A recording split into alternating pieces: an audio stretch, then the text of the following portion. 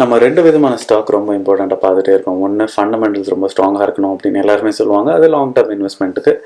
And இன்னொரு விதமான stock என்ன அப்படின்னா, ஒரு லோ கேப் இல்லை மிட் கேப். ஸோ சடனாக இன்க்ரீஸ் ஆகிற மாதிரி ஒரு ஜாக்பாட் மாதிரின்னு வச்சுக்கோங்களேன். ஸோ அந்த மாதிரி ஸ்டாக்ஸ் எல்லாம் இன்வெஸ்ட் பண்ணால் பெட்டராக இருக்கும் அப்படின்னு சில பேர் நினைப்பாங்க. ஏன்னா சடனாக ஒரு 100% இல்லை சடனாக ஒரு 200% within a span of about 3 to 6 monthsக்குள்ளேயே நடக்கிற மாதிரிலாம் சில ஸ்டாக்ஸ் இருக்குது. ஸோ அந்த ஸ்டாக்கெல்லாம் கண்டுபிடிக்கிறதா ரொம்ப கஷ்டம் அப்படின்னு எல்லாருமே நினச்சிட்டு இருக்காங்க. அண்ட் இன்னொன்று என்னென்னா, முக்கியமாக ஒன்று சொல்லிடுறேன், அது ஹை ரிஸ்க்.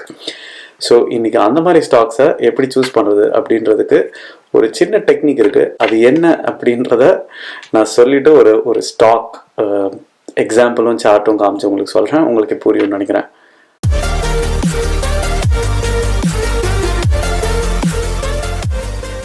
இந்த ட்ரேடிங் சீரீஸில் இது எபிசோட் 11. ஹலோ வணக்கம், நான் கீர்த்தி. இந்த சேனல் ஃபுல்லாகவே பிஸ்னஸ் அண்ட் மணி பற்றி மட்டும் தான் இருக்கும். இது வரைக்கும் நீங்கள் சப்ஸ்கிரைப் பண்ணோன்னா பண்ணிக்கோங்க.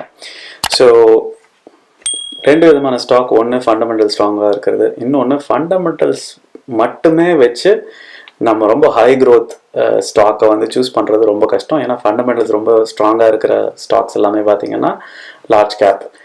அண்ட் லார்ஜ் கேப்பில் இமீடியட்டாக ரொம்ப ஸ்பைக்காக இருக்கிறது வந்து ரொம்ப ரொம்ப ரேர் தான். பட் சில ஸ்டாக்ஸ், அதுவும் இப்போ இருக்கிற ரீசன்ட் ட்ரெண்டில் இருக்குது. பட் இந்த மாதிரி lower cap or mid cap செக்மெண்ட்டில் இந்த மாதிரி high risk stocks or high growth stocks பார்த்திங்கன்னா அதை சூஸ் பண்ணி யார் இன்வெஸ்ட் பண்ணுறாங்களோ கண்டிப்பாக நிறைய காசு பார்க்கலாம். அண்ட் மினிமம் ஒரு 200% to 300%, இன்ஃபேக்ட் 1 yearல 700% க்ரோத்தாக இருக்கிற ஸ்டாக்ஸ் எல்லாமே இருக்குது. அது என்னன்றதை நான் காமிக்க போகிறேன். ஸோ அது என்னன்றதை பார்க்கலாம் வாங்க. ஸோ இந்த சார்ட் பார்த்தீங்கன்னா இது ஜஸ்ட் ஒரு எக்ஸாம்பிள். இதை காமிச்சிட்டு நான் உங்களுக்கு ரியல் டைமாகவே சில ஸ்டாக்ஸ் சொல்கிறேன். அது எவ்வளோ க்ரோ இருக்குன்றதை நீங்களே பார்க்கலாம். இப்போ இதில்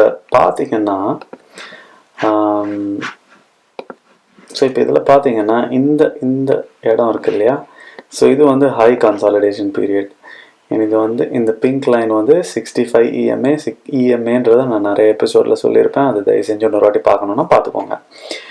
பட் இந்த இடத்துல கன்சாலிடேட் ஆகிட்டே இருந்திருக்கு. அண்ட் இதுக்கு முக்கியமாக ஒரு ஸ்ட்ராட்டஜி இருக்குது. அது நான் என்னன்றதையும் நான் சொல்கிறேன். கொஞ்சம் வெயிட் பண்ணுங்கள், எனக்கு கடைசி வரைக்கும் பாருங்கள். நான் கம்ப்ளீட்டாக ஃபார்முலாவோட உங்களுக்கு எக்ஸ்பிளைன் பண்ணுறேன்.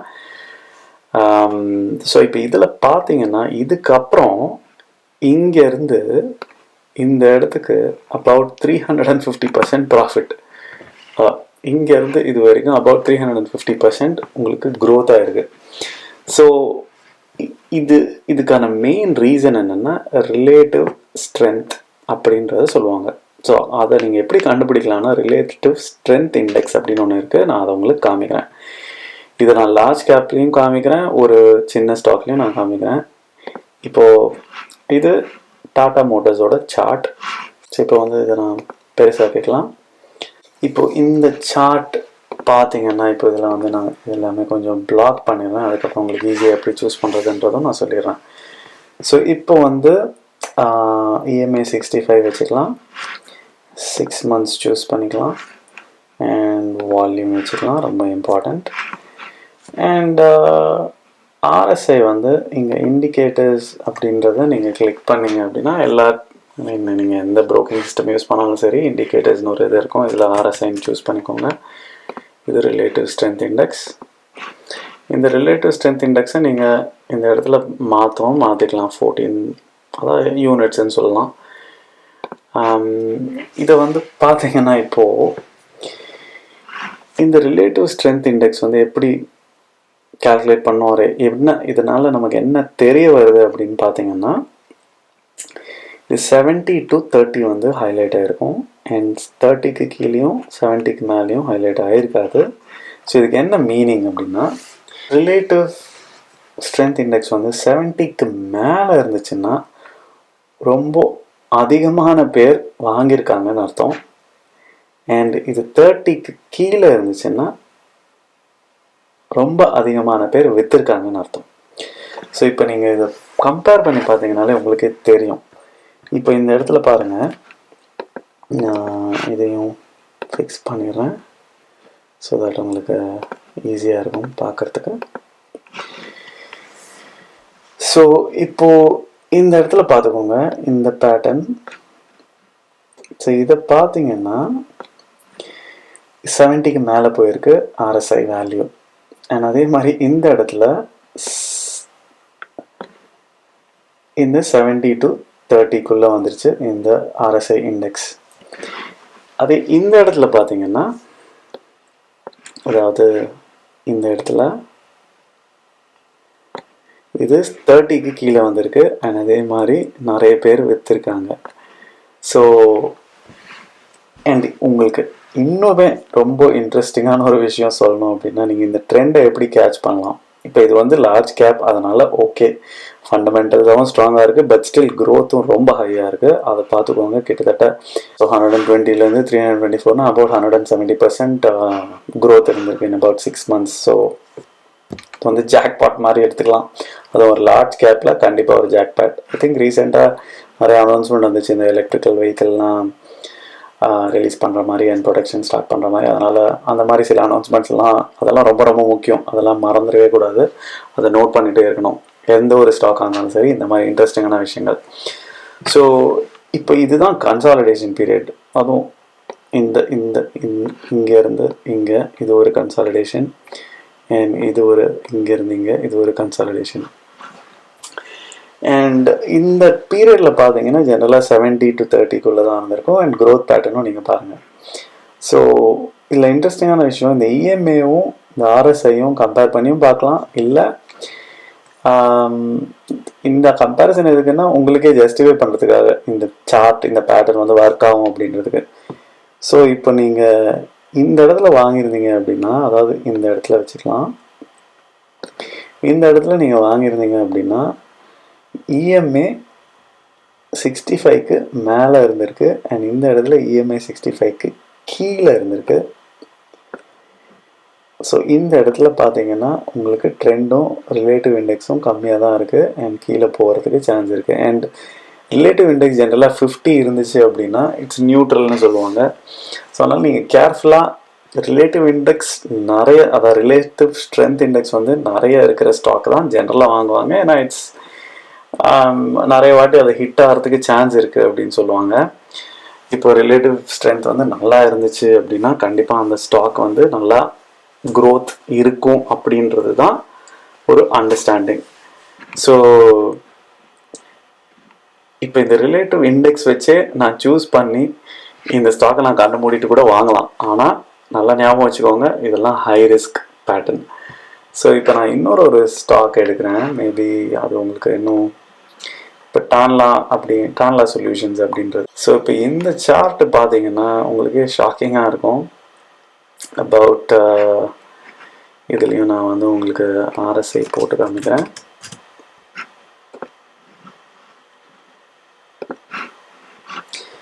ஸோ இந்த இடத்துல பார்த்தீங்கன்னா இது வந்து 1 இயர்க்கோ இல்லை 6 months நீங்கள் எப்படி எடுத்தாலும் சரி 200லேருந்து கிட்டத்தட்ட 900 வரைக்கும் ஒரு பீரியடில் போயிருக்கு. அண்ட் எதையும் உங்களுக்கு பெருசாக பண்ணி காமிக்கிறேன். ஸோ இதில் RSI ஸோ 6 months வச்சுக்கலாம். ஸோ இந்த 6 monthsல இதை பார்த்தீங்கன்னா 200லேருந்து 900 கிட்டத்தட்ட 350% ப்ராஃபிட். ஸோ அண்ட் இதில் நீங்கள் பார்க்கணும் அப்படின்னா இந்த கன்சாலிடேஷன் இங்கே இருக்குது. ஸோ இந்த கன்சாலிடேஷன் பீரியட் அப்போ இந்த RSI வேல்யூ நீங்கள் பார்த்தீங்க அப்படின்னா, ஸோ இது வந்து 80ல் இருந்திருக்கு இங்கே, அண்ட் இது வந்து 69ல் இருந்திருக்கு, அண்ட் இங்கே வந்து கீழே தான் போயிருக்கு. ஸோ இங்கெல்லாம் நீங்கள் வாங்கியிருந்தாலுமே பிரச்சனையே கிடையாது, ஏன்னா இது எல்லாமே வாங்குகிற இடம் தான். நீங்கள் 70 to 30 ஐடியலி.